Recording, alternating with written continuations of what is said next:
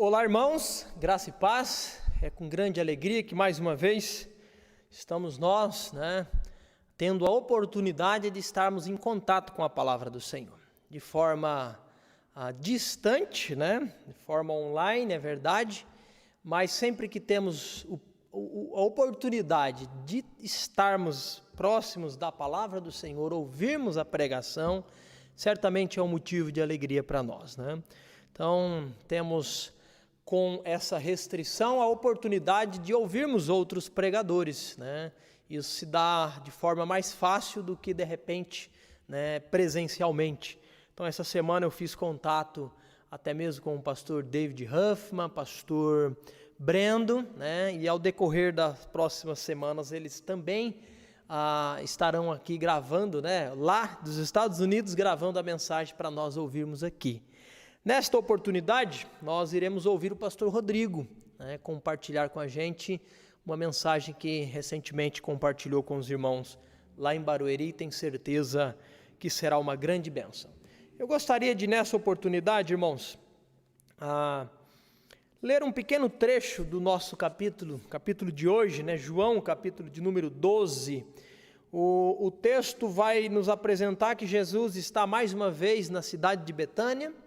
Ele está ali para um jantar na casa de Marta, Maria e Lázaro, E o que nós entendemos, conforme o próprio texto nos diz, uma homenagem a Jesus pelo milagre de ressuscitar, pelo milagre de ter ressuscitado Lázaro, já morto pelo quarto dia.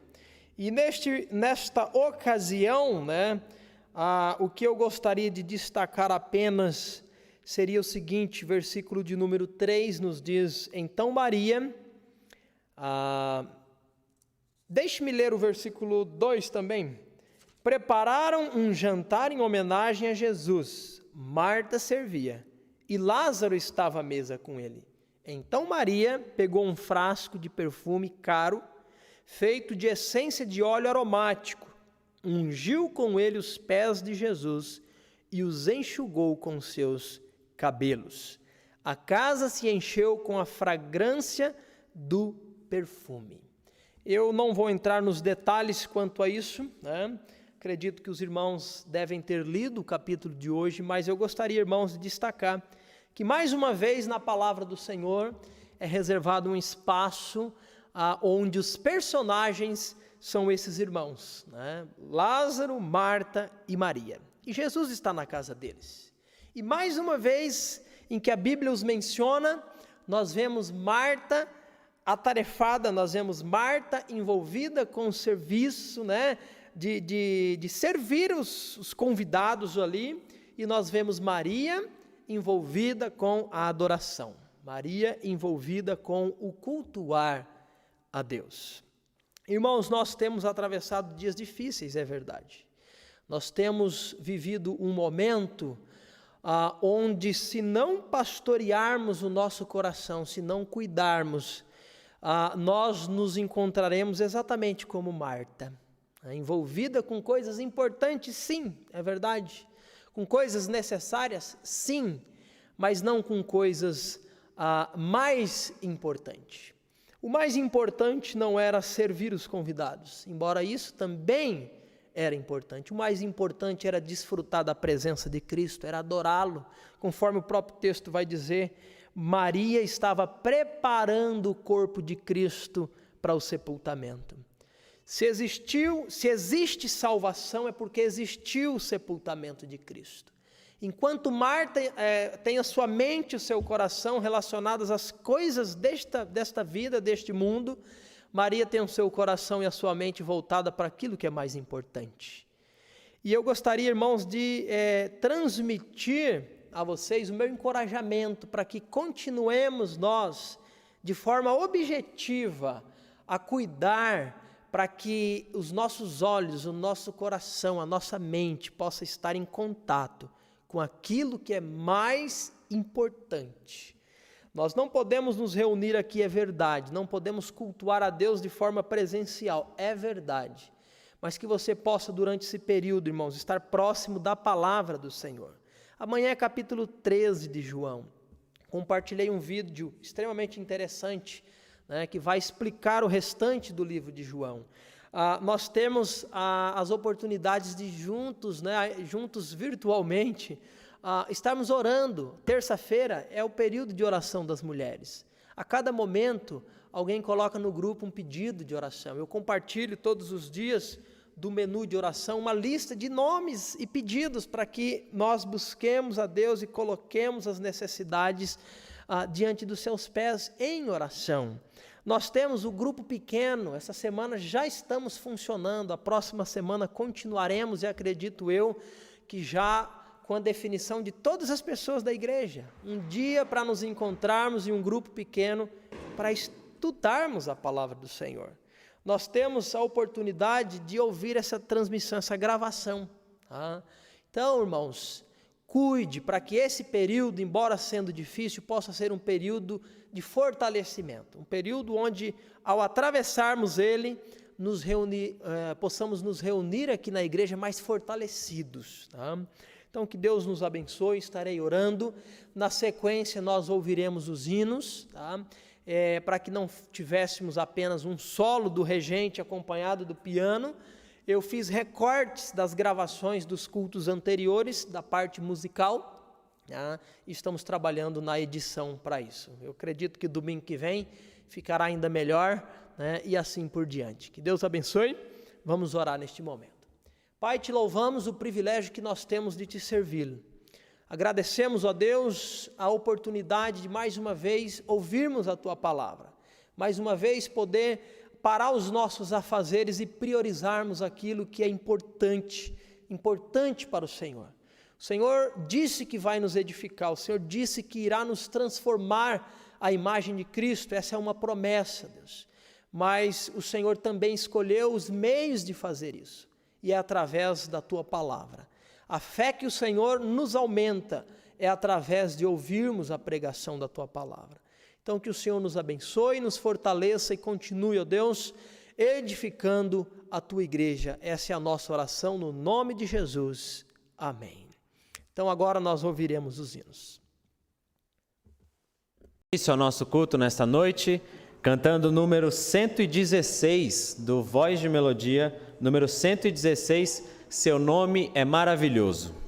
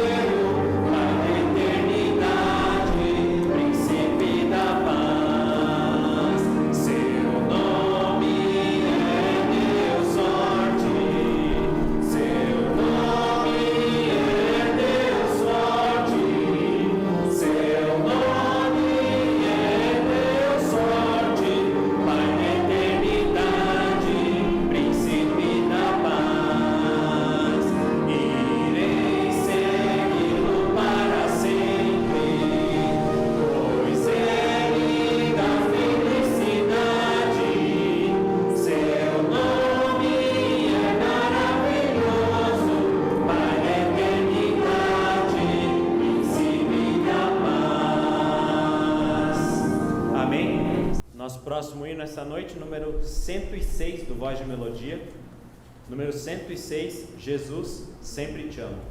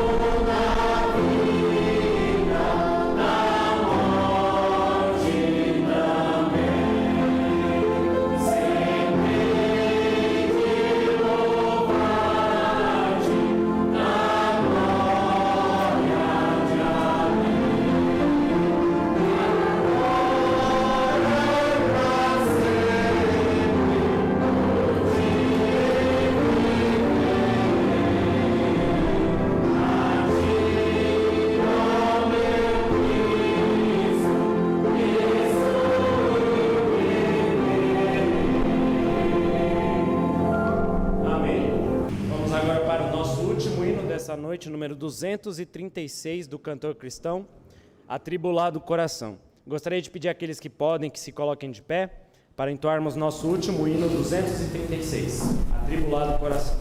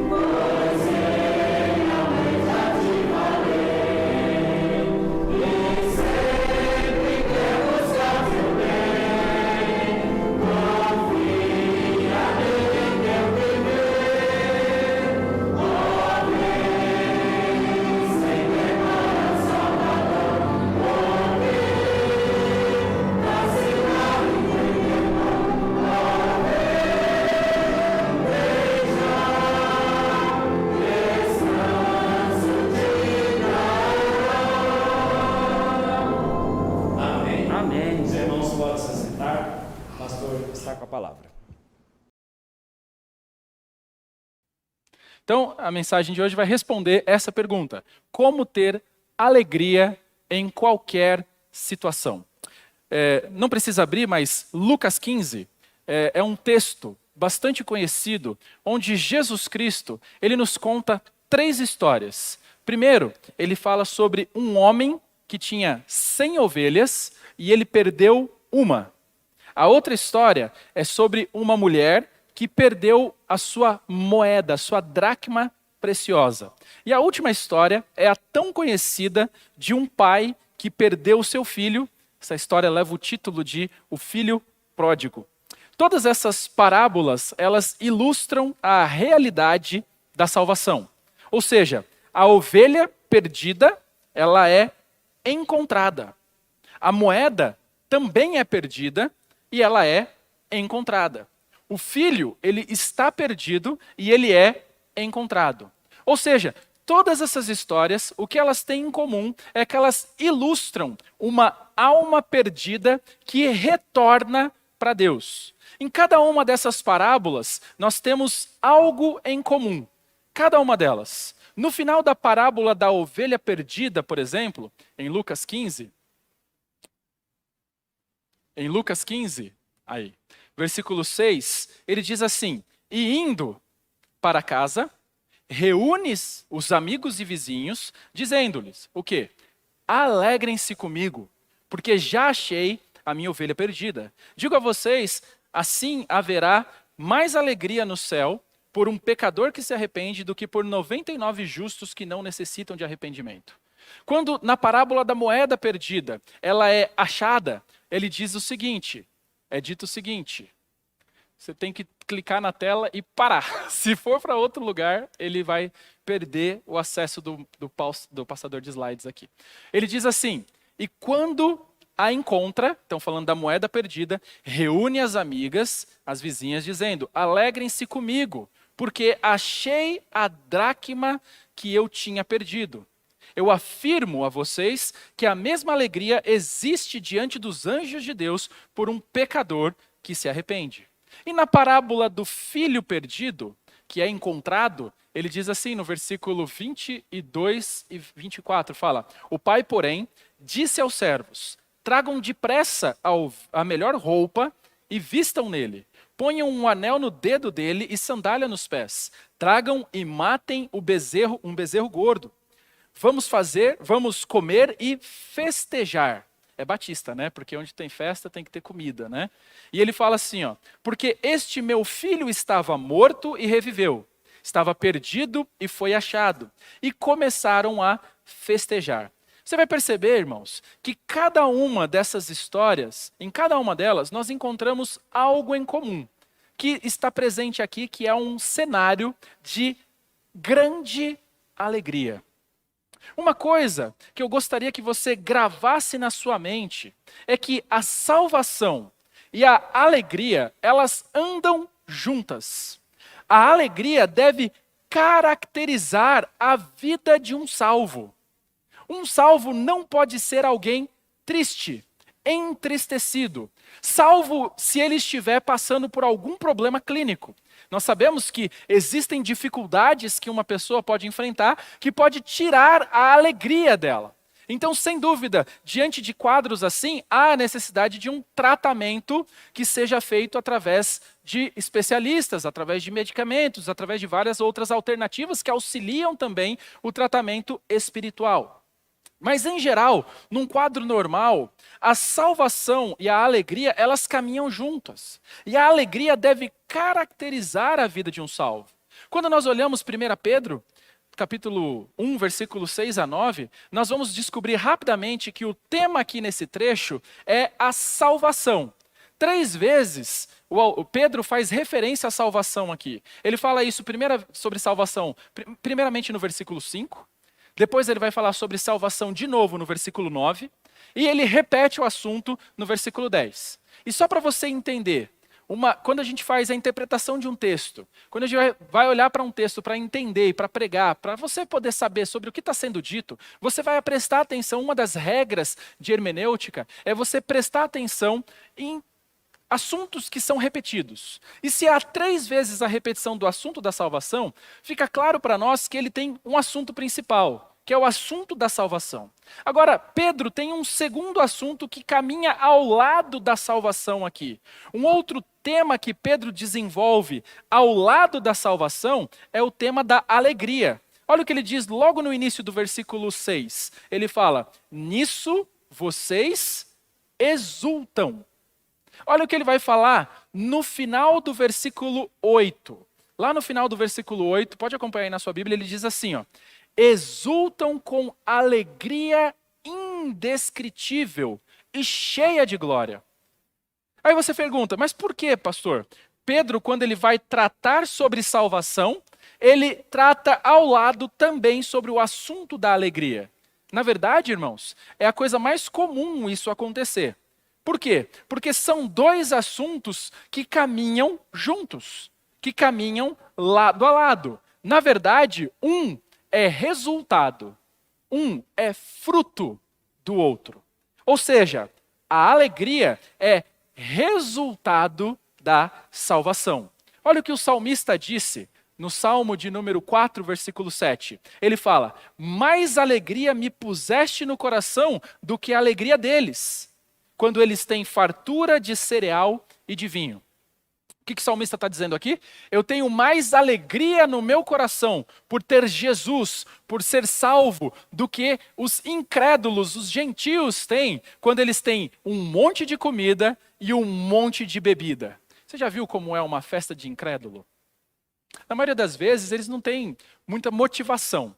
Mas depois de 2 ou 3 doses de bebida alcoólica, seja lá qual for, tudo vira festa. Tudo vira motivo de festejar, até que no final tudo vira motivo de brigar, né? Mas no meio do caminho é motivo de comemoração. O que o autor dos Salmos, o escritor de Salmos está dizendo aqui? Eu tenho muito mais alegria do que aquelas pessoas, porque a minha alegria ela vem de um coração que foi preenchido com uma alegria que quem colocou? Deus. Olha o que ele fala. Mais alegria me puseste no coração. É Deus quem coloca essa alegria nos nossos corações quando nós somos salvos. Quantas pessoas eu já conheci que estavam entristecidas pela vida, estavam rancorosas, chorosas, sem motivação nenhuma, mas quando encontram Jesus, elas têm os seus corações preenchidos com alegria. É sobre isso que o salmista está dizendo aqui. Quando nós olhamos em Isaías capítulo 35, versículo 10, ele diz assim: os resgatados do Senhor voltarão e virão a Sião com cânticos de júbilo. Alegria eterna coroará a sua cabeça. Ficarão tomados de júbilo e alegria, e deles fugirão a tristeza e o gemido. Ou seja, alegria e salvação estão sempre ligados nas Escrituras. E todos nós que somos salvos precisamos experimentar essa alegria.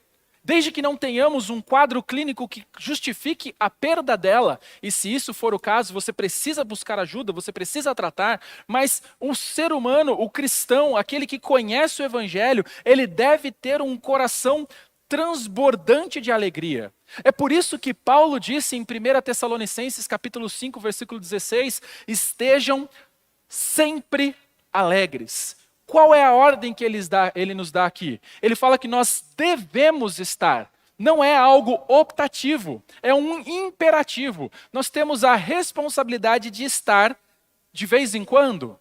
Só quando convém alegres? Não, Paulo diz aqui, estejam sempre alegres. E você fala, mas tem circunstâncias na vida que não tem como ser alegre. Entenda que ser alegre não é a mesma coisa de colocar um sorriso no rosto e parecer que você é um palhaço. Não tem nada a ver uma coisa com a outra. Paulo, ele sabia o que era sofrer. Paulo, ele enfrentou poucas e boas na sua vida, muito mais do que talvez qualquer um de nós vamos enfrentar em toda a nossa vida. Mas mesmo assim, Paulo diz enfaticamente em Filipenses capítulo 4, versículo 14, alegrem-se sempre. No quê? Nas circunstâncias?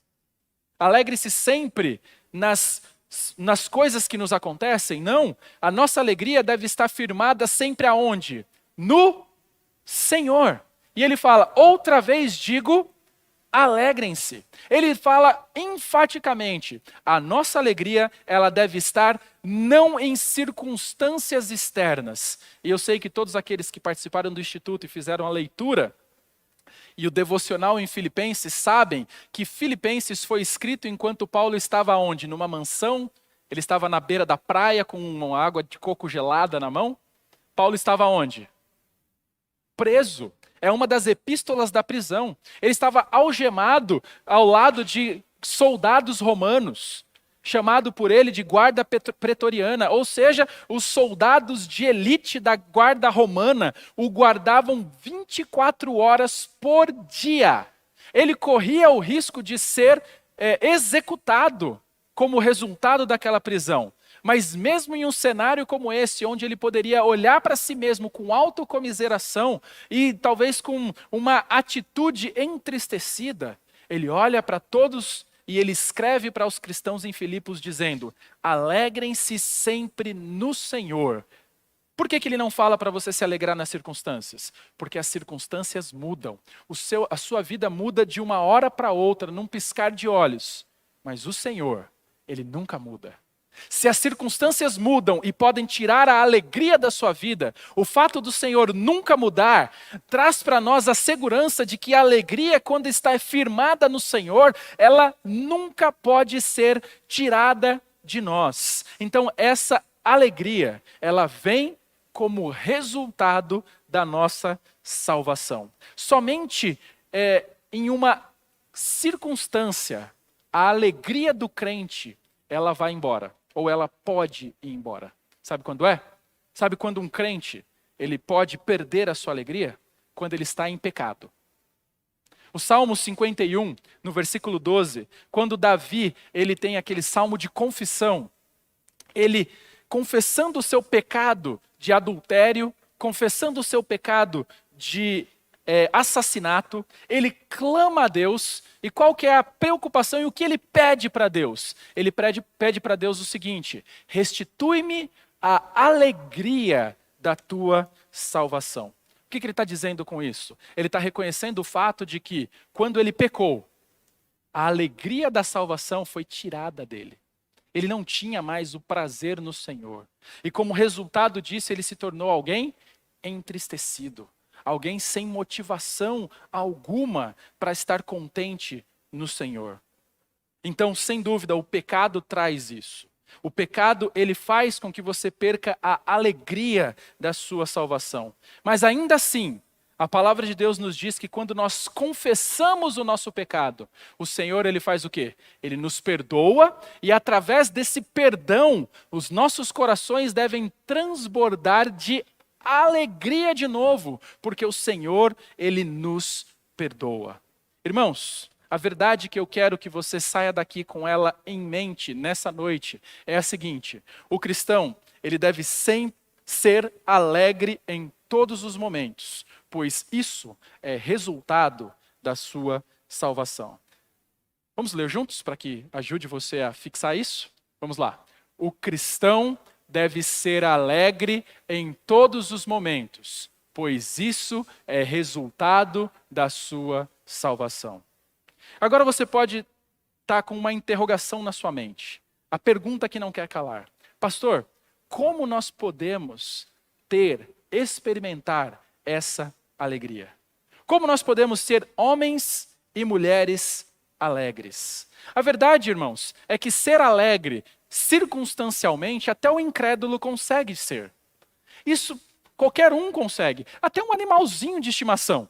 Se você chegar lá para o Totó e der um pedaço de bife para ele, você vai ver o quão alegre ele vai ficar. Na verdade, se você fizer isso para mim também, eu vou ficar com o preço que está a carne ultimamente. Se você chegar para mim e está um bife aqui, todos nós vamos ficar alegres nessa circunstância, né? Agora, se você quiser me deixar mais alegre ainda, você pode me dar um botijão de gás.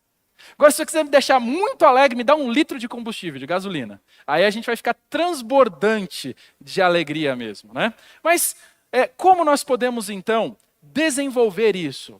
A verdade é, irmãos, é que a maioria de nós não somos alegres o tempo todo. Eu conversando com uma pessoa essa semana, ou um tempo atrás, eu falei: quão difícil para nós é cumprirmos pequenos mandamentos da palavra. Acho que foi com o Natan, né? Como é difícil para nós cumprirmos pequenos mandamentos da palavra de Deus. A palavra de Deus fala que nós devemos nos alegrar sempre no Senhor. Vai tentar viver isso todos os dias. A Bíblia fala que nós devemos dar graças em todas as circunstâncias. Vai viver isso para você ver se é fácil. São só 3 versículos, estão lá em Tessalonicenses, mas tenta viver eles. E você vai ver o quão desafiador é. Irmãos, nós temos que reconhecer que momentos de sofrimento podem facilmente roubar a nossa alegria. Então, o que você precisa fazer para que essa alegria seja restaurada? Tenho uma boa notícia para te dar. É exatamente essa resposta que Pedro dá para nós no texto que nós vamos estudar. Agora leia comigo o versículo 6 a 9, onde Pedro vai dar essa resposta. Como nós podemos restaurar essa alegria que foi perdida talvez por circunstâncias nas nossas vidas. E ele diz assim, acompanhe comigo na sua Bíblia, versículo 6. Ele fala: nisso vocês exultam, embora no presente, por breve tempo, se necessário, sejam contristados por várias provações, para que, uma vez confirmado o valor da fé que vocês têm, muito mais preciosa do que o ouro perecível, mesmo apurado pelo fogo, resulte em louvor, glória e honra na revelação de Jesus Cristo. Mesmo sem tê-lo visto, vocês o amam. Mesmo não o vendo agora, mas crendo nele, exultam com uma alegria indescritível e cheia de glória, obtendo o alvo dessa fé, a salvação da alma. Irmãos, o que Pedro está dizendo aqui para nós? Ele está dizendo assim: mesmo que você esteja enfrentando dificuldades, o ensino dele é que nós nunca devemos deixar com que essas dificuldades, essas lutas, tirem a nossa alegria. Pedro está respondendo aqui a seguinte pergunta: como o crente pode ser alegre em tempos de dificuldades? Como o crente pode ser alegre em tempos de dificuldades? E a resposta que ele vai dar é a seguinte: alegrando-se na sua salvação. E talvez você esteja se perguntando agora: tudo bem, pastor, eu sou alegre, eu tenho que ser alegre na minha salvação, mas como o fato de saber que eu sou salvo pode me trazer alegria? E Pedro nos dá aqui duas razões pelas quais se alegrar. Duas razões. A primeira razão que ele nos dá é porque a sua herança está protegida. Irmãos, eu sei que os dias que nós estamos vivendo, eles são muito propícios para que você perca a sua alegria. É muito fácil você perder a sua alegria diante do quadro mundial que nós estamos vivendo. Como eu falei um pouco hoje de manhã, você liga a televisão e parece que quase sangra de tantas notícias ruins que acontecem. Você percebe o quanto é uma notícia ruim atrás da outra, uma manchete ruim atrás da outra. Você percebe que eles não têm, parece, muito interesse em noticiar coisas boas. Não sei se vocês viram, mas nesses últimos dias foi resgatado um piloto de avião que ficou perdido na floresta por 30 e tantos dias. Irmãos, isso é um milagre. Isso é um milagre. Os bombeiros haviam aberto mão das buscas já, porque a mata era tão fechada, mas os irmãos dele não desistiram e juntaram dinheiro e foram atrás desse irmão, procurar ele no meio da mata com amigos e fazendo um pente fino na mata, e finalmente eles encontraram esse irmão perdido. Todo mundo viu? Muita gente não viu falar a respeito disso, ou seja, não é noticiado notícia boa. Percebe? Não aparece tanta notícia boa na mídia. Se falam, é um flash de 15 segundos. Foi encontrado, tal. Mas isso aí, dava para fazer uma matéria de dias, dava para fazer filme com a história desse homem. Mas não dá ibope colocar notícia boa. Agora, colocar que morreu não sei quantos na cidade tal, não sei quantos na cidade tal, o que o Brasil vai se tornar o epicentro da doença em não sei quantos dias. Não estou dizendo que isso pode ser que não seja verdade. Agora, eu vi uma matéria esses dias, absurda, falando que é bem provável que nós nunca mais consigamos nos livrar da máscara. Isso é um absurdo. Uma pessoa afirmar isso não tem fundamentação nenhuma científica para afirmar que nunca pode mais ficar sem máscara. Se isso acontecer, acaba com todos os eventos. Então não pode nunca mais existir futebol, não pode nunca mais existir shows, carnaval, risca do mapa. Então nem tudo seria ruim, né? Mas acabou com tudo.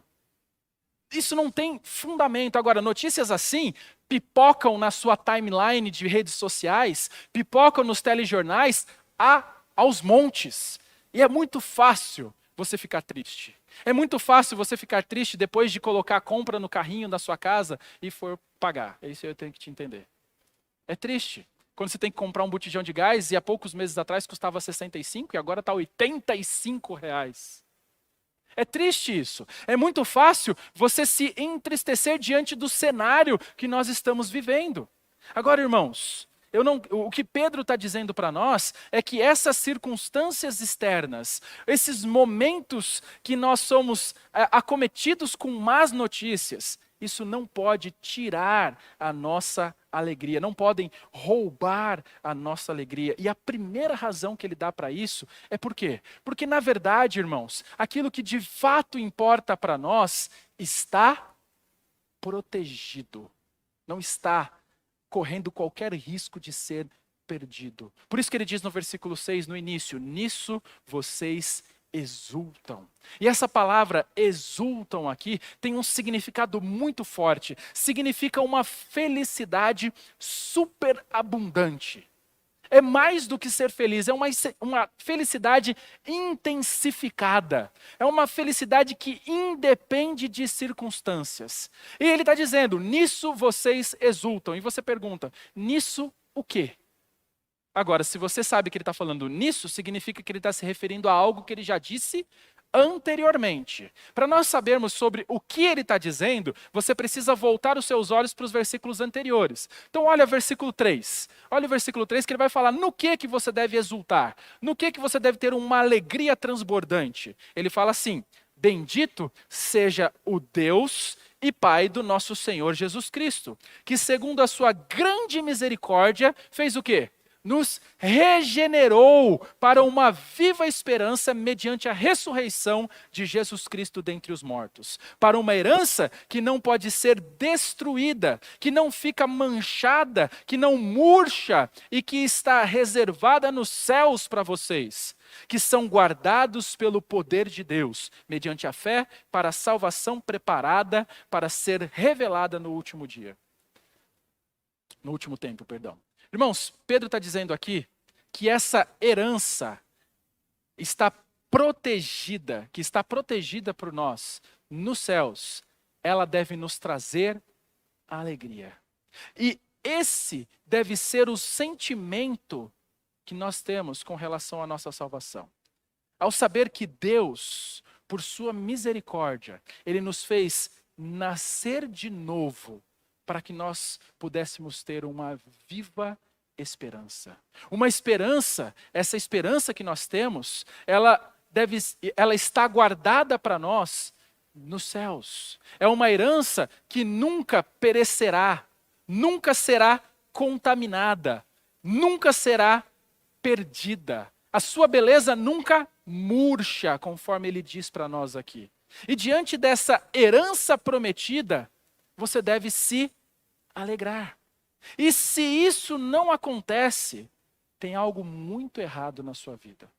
Se você não se alegra pelo fato de saber que você foi resgatado da perdição e colocado numa rocha firme que é Jesus, se você não se alegra com o fato de que você tem algo reservado para você nos céus, há algo muito errado com você.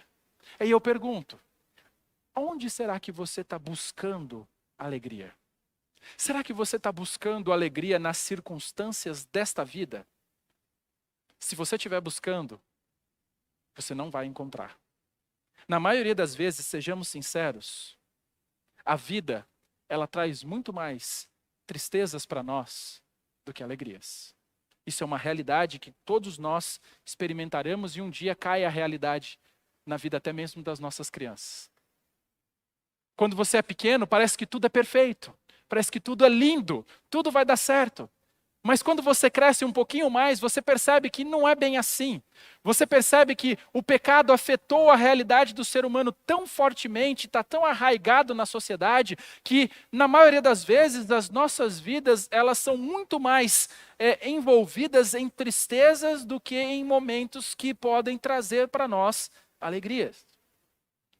Mas se você buscar alegria na herança que Deus te prometeu, nada pode tirar de você essa alegria.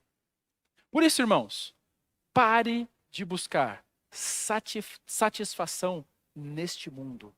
Pare de buscar alegria circunstancial. Entenda uma coisa, não é quando você conseguir aquele carro que você está querendo há tanto tempo que você vai ser contente. Não é quando você conseguir aquela moça que você está orando há tanto tempo, talvez ela nem saiba. Mas não é quando isso acontecer que você vai ser alguém contente. Não é quando você de fato conseguir aquela vaga de emprego que você está buscando tão ansiosamente que você vai ser contente. Não é quando você finalmente tiver 3 dígitos na sua conta bancária. Talvez alguém vai experimentar isso um dia. Mas você vai perceber que isso não é o suficiente para fazer você contente. Você deve aprender desde já que a verdadeira alegria, o verdadeiro contentamento e satisfação está somente em Deus. Por isso Paulo diz em Colossenses 3:2, pensai nas coisas da onde? Lá do alto, e não nas que são aqui da terra. Você tem a promessa de que uma herança grandiosa aguarda você na eternidade. Então, não fique se apegando com coisas tão pequenas deste mundo, que de fato não vale nada se comparado à herança que o Senhor tem preparado para aqueles que o amam. Você tem que rever os seus conceitos, se você estiver buscando, de fato, alegria e satisfação nas coisas que as pessoas aí fora têm buscado alegria e satisfação. A expectativa da herança que nos espera deve nos motivar a passar por esse mundo com alegria. É como no trabalho secular. Deixa eu ilustrar para você. Quando eu trabalhava secularmente, eu não vou usar o que alguns pastores falam, né? Quando eu trabalhava, dá a ideia que o pastor não trabalha mais, né? Não, quando eu trabalhava secularmente, agora eu trabalho no ministério, né? Então, quando eu trabalhava secularmente, eu me lembro que às vezes você já estava exausto. Você já estava exausto, você estava cansado, chega uma hora que você precisa dar uma parada, né? No ministério também acontece isso, mas lá também acontecia. E o que acontecia? Em momentos assim, geralmente eu buscava marcar minhas férias. E eu mandava um e-mail para o RH e falava, olha, eu gostaria de marcar minhas férias para tal dia, é possível? Quando eu recebia o retorno falando, legal, pode marcar as férias para esse dia, eu ia no calendário, eu fazia um círculo, olha para você ver como eu estou ficando velho, né? Tinha calendário naquela época, eu ia no calendário, fazia um círculo, né? Fazia um círculo na data e eu ficava contando os dias. Quando a coisa estava feia, eu olhava assim e falava, falta 40 dias. E eu continuava trabalhando as coisas. E passava mais um tempo, a situação piorava, ficava difícil de novo, eu olhava, falta só mais 20 dias. E queira ou não queira, essa expectativa da chegada das férias me motivava a continuar fazendo as coisas, a continuar trabalhando. É mais ou menos como você, como estudante, faz, né? Você fala, olha, está difícil esse semestre, e você tem um monte de coisa para fazer, você tem um monte de tarefa para entregar, e você fica lá contando as horas. Por quê? As férias têm que chegar logo, eu não estou aguentando. Você começa a ficar desesperado, final de semestre para aluno é um desespero total, porque você tem 2 ansiedades. Primeiro, você quer que chegue logo para você entrar de férias, ao mesmo tempo você não quer que chegue logo porque você tem tanta coisa para entregar no final do semestre. Mas as férias te motivam a continuar. E de fato, irmãos, a experiência que eu tinha é que muitas vezes a expectativa das férias era muito melhor do que as férias em si. Porque passava pouco tempo, não tinha dinheiro para viajar, não tinha para onde sair, chegava em casa, ficava uma semana, olhava para um lado, olhava para o outro, falava, e aí? Vou dar vontade de voltar a trabalhar já quase, né? Porque você não tinha muito o que fazer. A expectativa da realidade das férias era muitas vezes até melhor do que a realidade das férias. Mas, irmãos, no caso da nossa herança eterna, a realidade será infinitamente superior à expectativa que você pode ter hoje. Você não tem nem noção do tamanho das bênçãos que te aguardam na eternidade. Por mais que você possa imaginar, tenta imaginar um pouquinho. E a gente sabe alguns conceitos básicos, a gente fala, ruas de ouro, né? Você não tem noção do que isso pode ser, irmãos. Você não sabe o tamanho da bênção que isso será. Mas só essa expectativa, mesmo sem saber exatamente detalhes de como é, isso já deve ser o suficiente para nos dar alegria. Saber que essa herança nos aguarda na eternidade. Então, por que você deve ser alegre na sua salvação, mesmo em tempos de dificuldades? Em primeiro lugar, porque sua herança está protegida.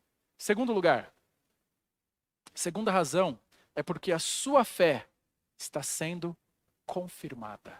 Então, quando você estiver passando por dificuldades, exulte, seja alegre, porque você sabe que você pode perder tudo nessa vida, mas o principal, ninguém pode tirar de você, que é a sua salvação. Agora, a segunda razão que ele coloca para nós é que, quando nós passamos por dificuldades, quando você e eu, nós passamos por provações, no final das contas, a nossa fé, ela está sendo confirmada, ela está sendo provada. Olha o que ele diz no versículo 6, vamos ler de novo. Ele fala assim, ó, nisso vocês exultam, embora, no presente, por breve tempo, se necessário, sejam contristados por várias provações. Por que ele fala? Ele fala, para que, uma vez confirmado o valor da fé que vocês têm, muito mais preciosa do que o ouro perecível, mesmo apurado pelo fogo, resulte em louvor, glória e honra na revelação de Cristo. Olha o 8 que ele fala. Mesmo sem tê-lo visto, vocês o amam.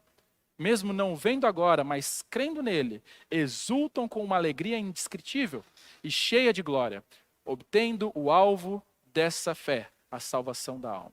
Irmãos, Deus traz provações à sua vida e à minha vida com o objetivo de provar a nossa fé.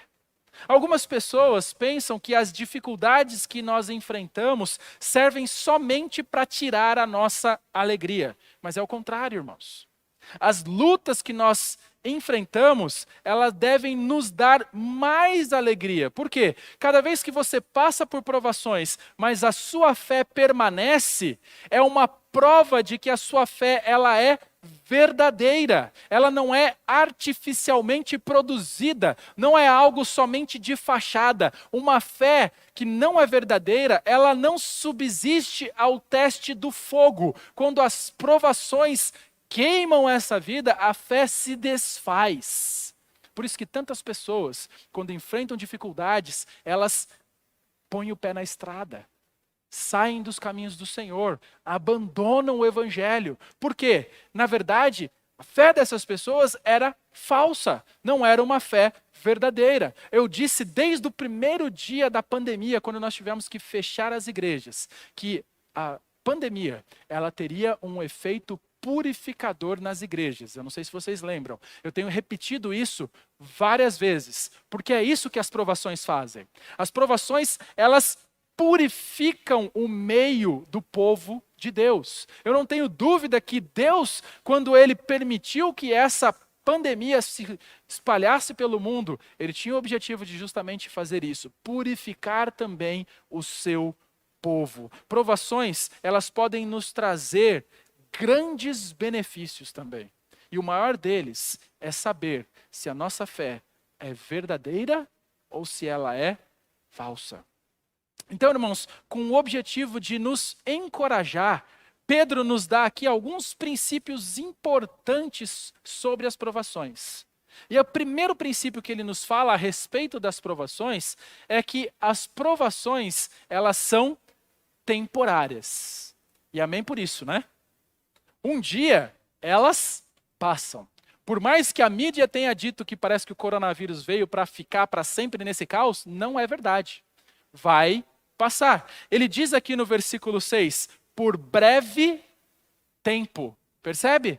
E é muito bom nós sabermos disso. As provações, elas não duram para sempre. Elas chegam com uma data de validade. É isso que a palavra de Deus está nos ensinando nessa noite. A luta que você está enfrentando, a dificuldade que você está enfrentando, a dor que você está sentindo, ela diminui, ela passa. Eu sei disso porque tem muitas que eu mesmo já experimentei e que hoje eu consigo lidar de uma forma muito mais madura do que eu conseguia no momento que enfrentava. Mas tudo isso foi aperfeiçoado através da palavra de Deus, através do tempo e através do Espírito Santo, que ele conforta e consola os nossos corações em qualquer adversidade. O segundo princípio que Pedro nos ensina aqui a respeito das provações é que as provações, elas têm um propósito. elas têm um propósito. Olha o que ele diz no versículo 6, ele fala, por breve tempo, se necessário. Você sabe por que você passa por problemas na sua vida? Porque os problemas, eles são, conforme Pedro está falando aqui, necessários. Você fala, pastor, faz sentido isso? Faz. Sabe por quê? Porque toda provação tem um propósito. E você pode estar se perguntando, mas qual é o propósito das provações e das lutas que eu enfrento?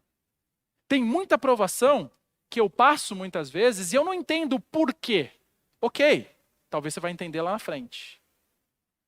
Mas as provações muitas vezes servem para mostrar nossa fragilidade. E o coronavírus está aí para mostrar isso, não é verdade? Muitas vezes nós nos achamos tão autossuficientes. Muitas vezes nós nos achamos tanto super-homens, né? Super-mulheres aí. Muitas vezes nós batemos no peito com tanta arrogância e prepotência. E o coronavírus vem para mostrar para nós que no toque de uma maçaneta e no rosto, você está contaminado e não sabe nem o que pode acontecer. Então, a nossa fragilidade ficou cada vez mais exposta. Um vírus invisível pode acabar com a sua vida num piscar de olhos. Em 14 dias, pode acabar com tudo.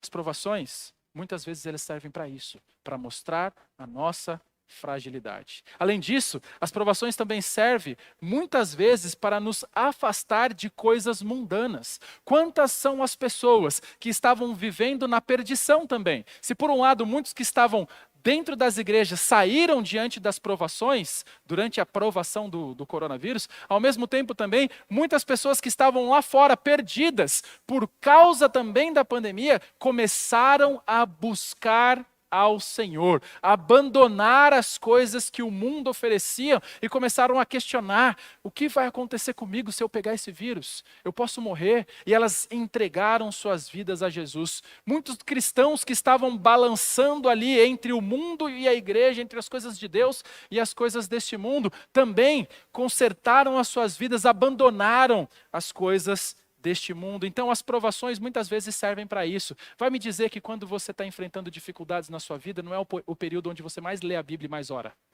Não é verdade? Quando você está passando por provas, por lutas, quando a coisa está feia na sua vida, aí você leia a Bíblia e faça oração, é constante. Né? É mensagem no grupo, ora por mim, irmãos, ora por mim, irmãos. É nesses momentos que nós nos aproximamos mais do Senhor. Também são em momentos de provações e lutas que é despertado em nós um desejo pelo céu. Vai me dizer que no momento que você está enfrentando uma luta, uma provação pesada, você nunca olhou assim e falou, Senhor, volte para me buscar. Nunca pensou? Muitas vezes é isso que acontece. As provações, as lutas, elas fazem brotar nos nossos corações um desejo pelo céu. Também, irmãos, as provações, muitas vezes elas têm o propósito de revelar o que você realmente ama. As provações fazem isso. As provações também, elas servem para nós experimentarmos o consolo de Deus diante da dor. É através do sofrimento que nós precisamos e iremos experimentar o consolo do Senhor. As provações também, muitas vezes vêm para nos capacitar a ajudar outras pessoas que vão enfrentar a mesma coisa que nós estamos enfrentando. Eu não sei quanto a você, mas não é reconfortante quando você está passando por uma luta, por uma provação, vem alguém, coloca a mão no seu ombro e fala, eu estou orando por você para que o Senhor te console. Porque eu sei exatamente o que você está passando. Porque eu também enfrentei isso. Irmãos, isso traz um conforto. Porque você olha para a pessoa e fala, ele sabe o que eu estou sentindo. Não precisa falar mais nada. As provações muitas vezes elas vêm para isso.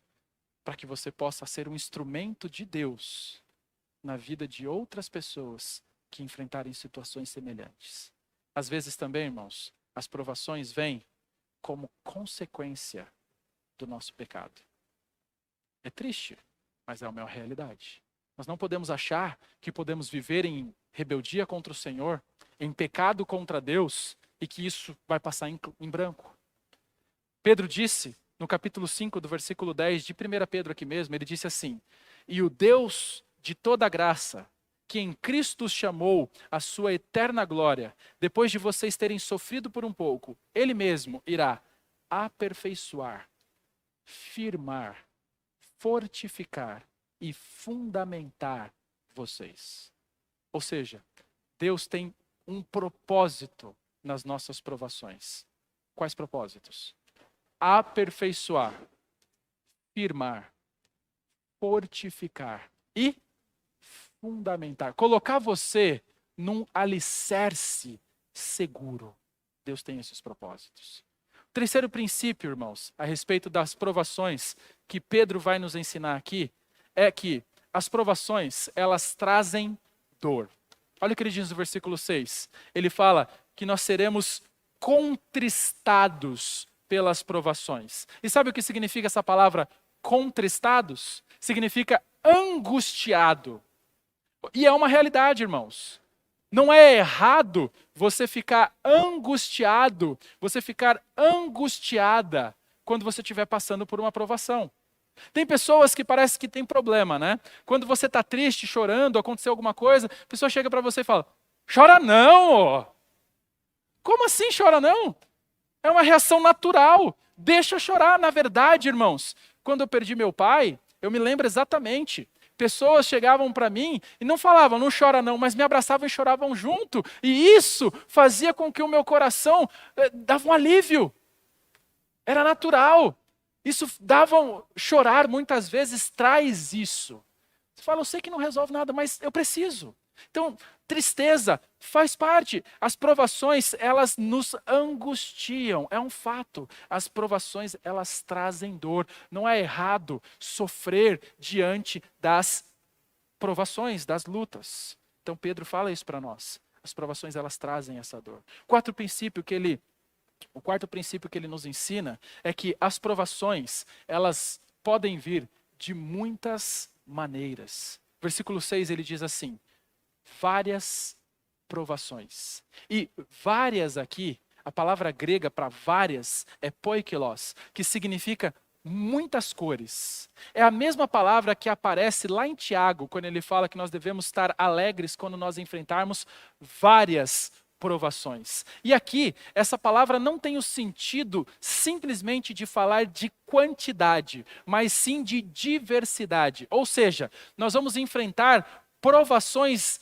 das mais variadas cores, provações multicoloridas, e elas vão chegar nas nossas vidas ao mesmo tempo. É como se Pedro estivesse nos alertando o seguinte: vocês vão enfrentar provações. Agora vocês vão enfrentar provações nas mais variadas áreas, todas elas de uma vez só. Aí você deve estar preparado para isso. E com certeza, você tem experimentado isso na sua vida. Nós passamos por diversos tipos de provações. E parece que todas elas chegam de uma vez só, não é verdade? Fala, não, parece que quanto mais, a gente costuma dizer, né? Quanto mais eu rezo, mais assombração me aparece, né? Parece que quanto mais eu luto, mais circunstâncias chegam diante de mim. Mas nós não devemos nos espantar quando isso acontece. Pedro está nos dizendo aqui que as coisas, elas são assim mesmo. A vida, depois que o pecado entrou na humanidade, é desse jeito. Só que, mais para frente, na sua carta, Pedro ele vai falar o seguinte, ele usa essa mesma palavra, poikilos, para descrever a graça de Deus. No capítulo 4, no versículo 10.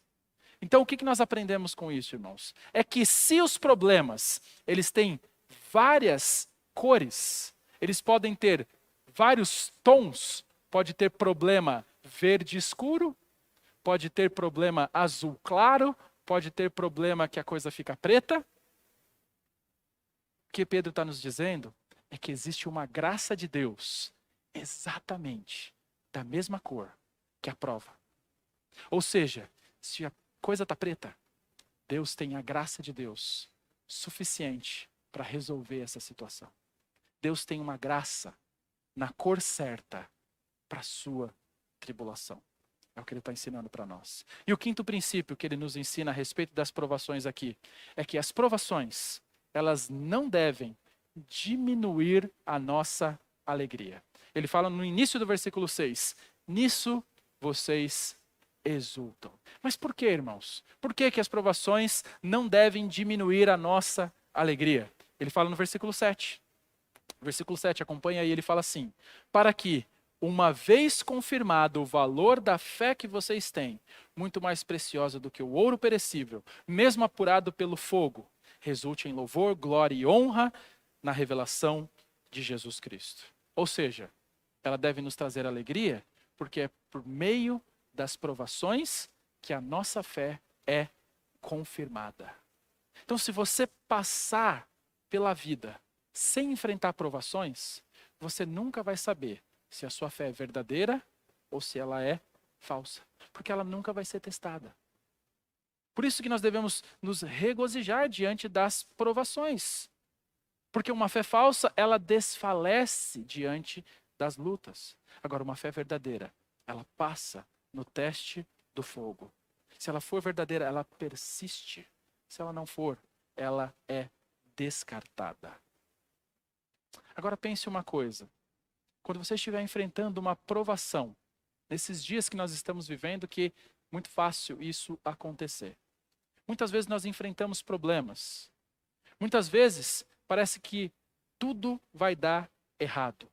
Tudo ao nosso redor parece que está desmoronando. E isso é muito fácil que traga a você preocupação e dor. Nesses momentos, nós começamos a procurar por conforto. Algo que nos console. A maioria das pessoas do mundo, elas vão buscar consolo das suas lutas e tribulações no dinheiro, nos amigos, nas bebidas, nas drogas. Mas quando vem o teste do fogo, todas essas coisas não subsistem, elas são queimadas. O cristão não deve ser assim. O cristão, ele deve buscar o seu conforto, sabe aonde? No céu. Ele se alegra com a sua herança eterna. Ele se alegra no fato que a herança eterna está guardada pelo próprio Deus para ele lá no céu. E ele também se alegra no fato de que a sua fé é confirmada através das provações. E isso faz com que ele tenha alegria na salvação. É isso que Pedro está dizendo aqui. Quando você passa por uma provação, se você buscar conforto no mundo ou em pessoas, não vai adiantar nada. Mas se você olhar para cima, se você confiar em Deus, a sua fé será confirmada. E qual que é o resultado de uma fé confirmada? Olha o que ele diz no versículo 8 e 9, para nós finalizarmos. Ele fala assim: mesmo sem tê-lo visto, vocês o amam. Mesmo não vendo agora, mas crendo nele, exultam com uma alegria indescritível e cheia de glória, obtendo o alvo dessa fé, a salvação da alma. Ou seja, o resultado dessa fé confirmada é amor, fé, alegria e salvação. Sendo assim, irmãos, nenhuma provação que enfrentamos deve tirar nossa alegria. Amém? Vamos nos dirigir a Deus em oração e logo após o regente pode chegar para nós encerrarmos com uma música. Nosso Deus, agradecemos pela sua palavra. Nós temos vivido dias difíceis. Nós temos vivido tempos maus. Esses momentos, essas circunstâncias podem facilmente tirar dos nossos corações a alegria que a salvação nos dá. Nessa noite eu rogo por cada um dos meus irmãos em Cristo aqui presentes, por cada um deles que nos assistem online. Eu oro por mim, para que nós possamos focar a nossa atenção na nossa herança eterna, que está reservado pelo Senhor e guardada nos céus. Eu rogo para que nós possamos focar na realidade de que quando nós passamos pelas provas, pelas lutas e permanecemos, isso mostra que a nossa fé, ela é verdadeira. E isso deve fazer com que os nossos corações transbordem de alegria. Abençoa-nos, guarda-nos. Em nome de Jesus que nós oramos. Amém.